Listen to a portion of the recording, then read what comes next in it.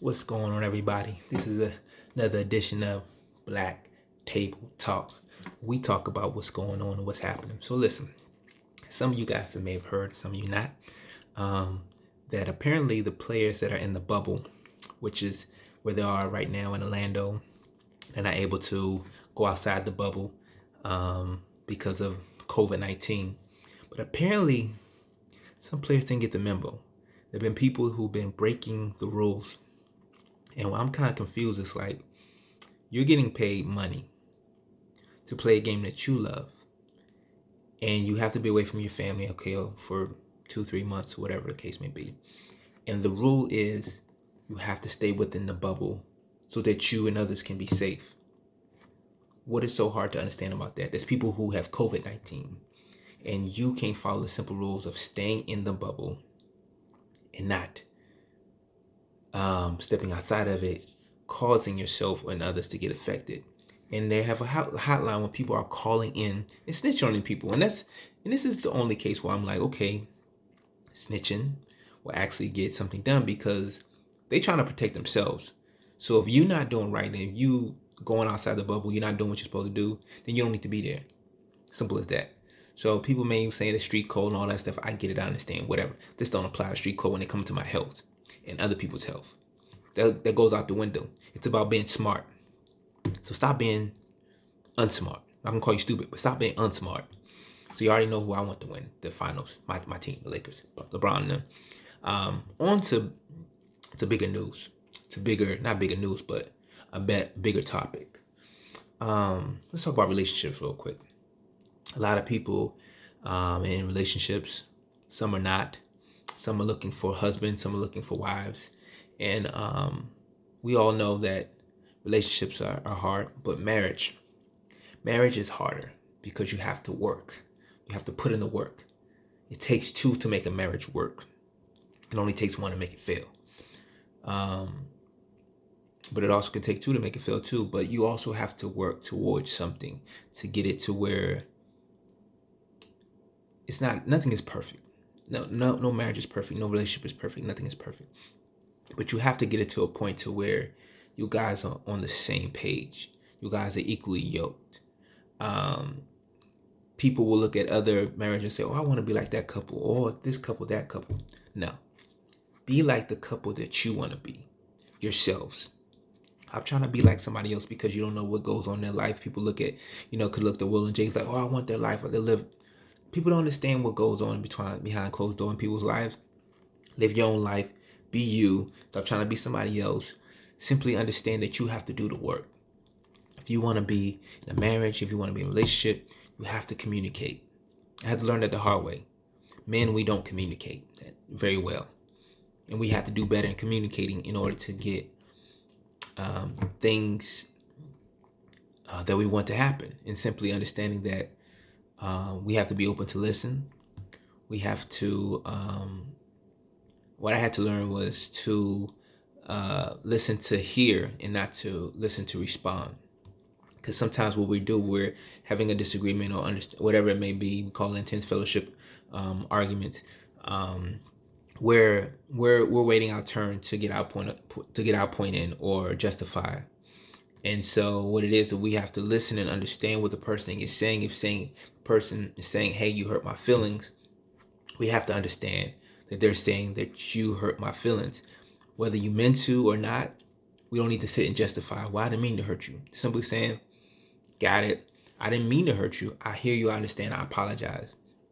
Simply, that's all it needs to be, is I hear you, I understand, and I apologize because, because sometimes what happens is we try to justify what it is that we meant to do or didn't mean to do.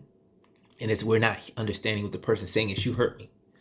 You hurt me. You did this to me. You said this. You did this, blah, blah, blah. And we need to be like, you know what? I hear you. I understand. My bad. I apologize. And that be it. And we have to understand that. We have to be quick to that. When we hurt someone, we have to be quick to apologize and be quick to resolve the situation, because what happens is there'll be a lot of excuses made. You did this, you said that, I did this, this is why I did that. And you can save yourself a whole lot of time by just getting to the root of it and saying, you know what, my bad. my apologies, whatever you say, whatever it is you do, and be able to move forward in the situation. People are so quick to get married, and you have to be sure that the person that you're about to be married is the person that you can see yourself with for the rest of your life. Because those vows are not just something we say that's nice and we like, oh yeah, love and sickness and health, all the whatever, but understanding that you actually have to live that, and you'll get tested. After the wedding will be great, the wedding day will be amazing. You'll both cry, you both whatever, and then a week will happen, 2 weeks will happen. Then down the line, you start hitting real issues, real problems, real life. And in the back of your mind, or actually in the front of your mind, remember the day that you got married, why you married that person, how you felt, what made you say this person is the one for me. You have to constantly have that in the forefront of your mind, because when things get crazy or when things ain't not peachy cream as they were before, you have to remember why you married that person. And it's important because that will help you get through the tough times. And you have to not take yourself too serious. You guys have to have fun. You have to enjoy being around each other. What I've learned in this COVID-19 situation is I actually like my wife. Some people don't like their wife. You can love somebody, but to not like them, because not liking to be around them, because during this COVID-19, we've been quarantined with our spouses, with our loved ones, with whoever. And the more time you spend with someone, you get to know them even more than you did before. And this is probably the most time any of us has spent with our spouses, our significant others, whatever. So during this time, you learn a lot about each other. You learn how to have fun. You learn how to just enjoy each other's company.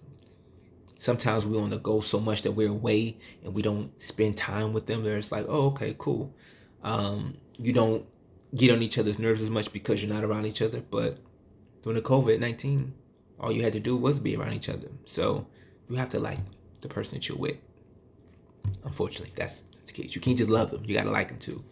So yeah, man, just understand that everything is not going to always happen the way you want it to happen, but you got to work towards it. And some people don't want to seek counseling. Counseling is a beautiful thing when two people are working towards something to make something better, because it will help, and it will change depending on what kind of counseling you get. Spiritual counseling, I recommend spiritual counseling, because if you're a spiritual person, if you're a Christian or whatever, it's like the person can go directly from the Bible and you can't dispute whatever the Bible's saying. If the man is supposed to love his wife like God loved the church, and his wife is supposed to love the husband like the church loved Christ, then you can't dispute that. So you simply have to continue to work towards a goal. Be great together. And if you're not going to be great together, then what's the point of being together? I think sometimes people get together because it's the nice thing to do. We've been together 10 years, might as well get married. No, marriage ain't for everybody. Marriage is maybe not for everybody. Marriage is the time, maybe you're not right. Who cares? If you've been together 10 years, understand if you know eventually this person is going to be who you with, take your time. Some people are a little bit patient than others. 5 years engagement, whatever you got to do, prepare yourself for that signing of the contract, because when you get married, that's a contract you're signing, a legal document. So it's not something you just jump into without really thinking it through. Sometimes we're emotional, we're going through things, and we jump through things fast, and you will find out sooner than later the decisions you made, you should have maybe chose different or chose to wait. And you just have to deal with it, but you have to think it out. Everything has to be thought out moving forward, because it's a serious thing. It's truly a serious thing, and you have to learn. You have to learn who you're with. You have to figure out how can you please them. How can you communicate them in ways without having to communicate with them in a sort of stage where you guys become locked with your spiritual, your spirits are locked in a way that you can know when the person's upset, or when what you do to make them happy. Like, you simply have that unspoken language, and that takes time to build that. Love can be a beautiful thing, Um, I always tell people, I say I recommend not arguing if you can. Like argument, you can have disagreements, but arguments, think about this. How many arguments have you had with your spouse or significant others that most time led to nothing positive and most time led to something negative, right? Because you said something that you maybe didn't mean to say, or something you meant to say but didn't want to say it that way, or whatever it may be. Understanding that you have to think about everything, because when you're with someone, you know what's their weakness. You know their weaknesses, so you know all the cheap shots to throw at them. Like, you have that advantage over anybody. So it's like, why use that if you know that you have the vantage point of other people as far as weakening somebody, because you have their weak points? Why take advantage of that? Does that make you bigger person? No, because you know this. It's like the secret. It's like that kryptonite. Pretty much, kryptonite is gonna weaken them. So why use that if you have that to your advantage? Why not do something positive? Because sometimes we just have to continue to build each other up. We have to continue to build a relationship, build. And if it's toxic, if you're not supposed to be together, then get out the situation.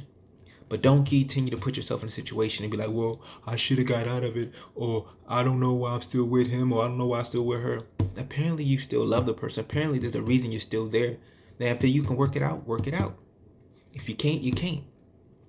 But relationships and marriages are not easy. Marriages, it's not for the weak at heart.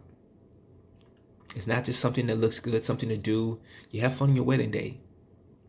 We have to continue to date each other. You have to continue to date each other, date each other, date each other. Never stops. No matter if you've been together 20, 30, 40 years. Continue to date each other. It's important to date each other. Continue to learn more about each other. You learn something about your spouse or your significant other every day. Something you didn't know. You're like, oh, I didn't know that about you. And that's okay. You continue to learn. That's what it is. You got a lifetime to learn each other. Be blessed, y'all. I love y'all. Thank y'all for tuning in to the Table Talk. And this is another talk, the Black Table Talk. Let's go.